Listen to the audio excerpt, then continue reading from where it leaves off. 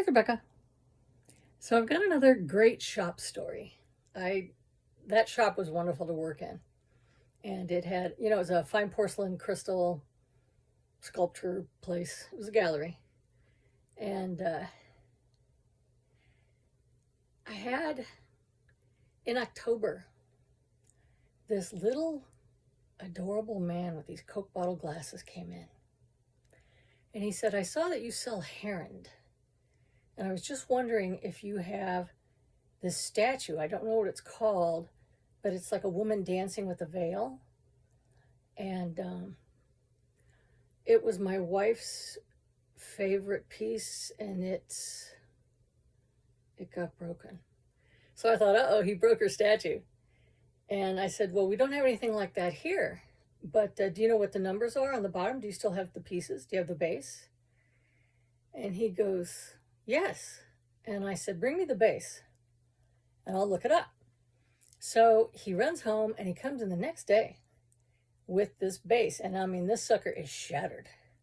And all you see is a little part of a yellow veil and just a bit of a foot. And that's all that was left of the statue.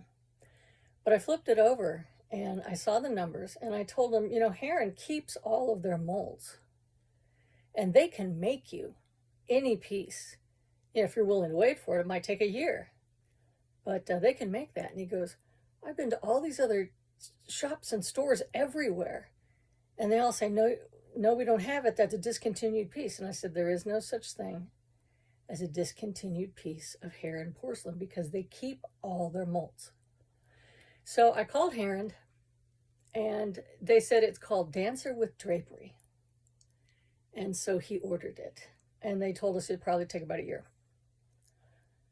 A week later,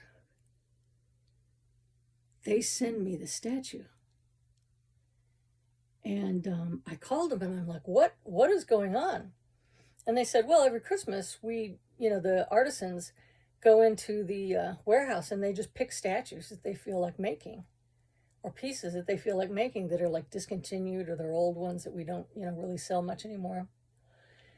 And they pulled this one out, but we're sorry about the color of the veil, because her veil is usually blue, but for some reason the artist just wanted to make it yellow.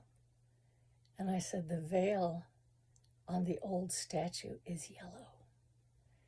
So I called his office, and he came in like the next day again, and he just couldn't believe it. He goes, I can't believe this. And I said, yeah. I said, I told him the whole story about the artist and the artist wanting to paint it yellow. And I said, this is a meant to be thing. This is really cool. So he was all excited, and he said, can you just hold on to it for me? He said, I'm actually going to the airport right now. My car's outside. And he said, so could you just keep it? And I said, oh, sure, of course. And I said, it's so beautiful. Would you mind if I put it out? And, unless your wife comes into the shop or something. And he goes, oh, no. She never comes into the shop. So when I come back, I'll come and I'll get it. And I said, okay. So it's so beautiful. I put it in this one lit case we had, this beautiful mahogany case with a big old glass front, lit from the inside. And I had her on a satin bedding. So it's a week before Christmas, so we're mobbed. And I'm helping all these people. And this woman comes in who I've never seen before. And she goes, and I thought, oh, no. Because she was looking at the Dancer with Drapery. And she comes over, and she was just as adorable as he was, and she's just shaking. And she goes, is that statue for sale? And I said, I'm sorry, no, someone ordered that. And she goes, was it an adorable little man with glasses? I said, yes. Are you the wife with the broken statue? And she goes, oh my God, oh my God, oh my God. And I said, yeah. I said, the way he told it, it sounds like he broke it and he feels really bad. And she goes, oh, no, he didn't break it. She said, my son had, I think her son was 12 at the time.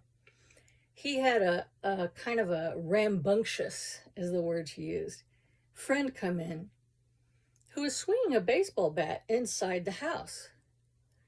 And I asked him to please not do that because, you know, he was in a room where there was a lot of crystal and porcelain and things, and my dancer with drapery was there. And, you know, I explained it to him. She goes, he goes over to the statue and smashed it with the bat on purpose. And I'm like, did you kill him? she goes, no. She says, it was so heartbreaking and stuff. She says, I almost fainted. She says, my father, when I was 10 years old, he took me to Hungary and he took me to the heron factory. And we toured all over, and he told me, pick anything that you want. And I picked the dancer with drapery with the yellow veil. And she says, and my father had just passed away when this boy broke it on purpose. And I said, did you forbid your son from ever being friends with him again? She goes, oh no, I didn't have to. My son escorted him out of the house.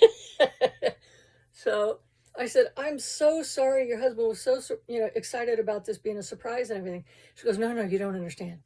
She says, I wouldn't have been able to function. And you know, we opened the presents on Christmas morning, and we've got a whole house full of guests, and I wouldn't have been able to be a hostess at all. I would have just been beside myself. She goes, now, she says, I'll act surprised and everything.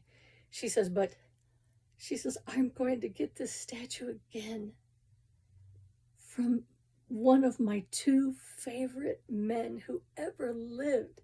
She goes, oh, I'm so happy. So she walked out, and, you know, I had like mixed feelings about it. But yeah, he came in and he got it. And then I never saw either one of them again. So I thought, I wonder if she told that I put it out and he actually saw it. But anyway, it was a great story.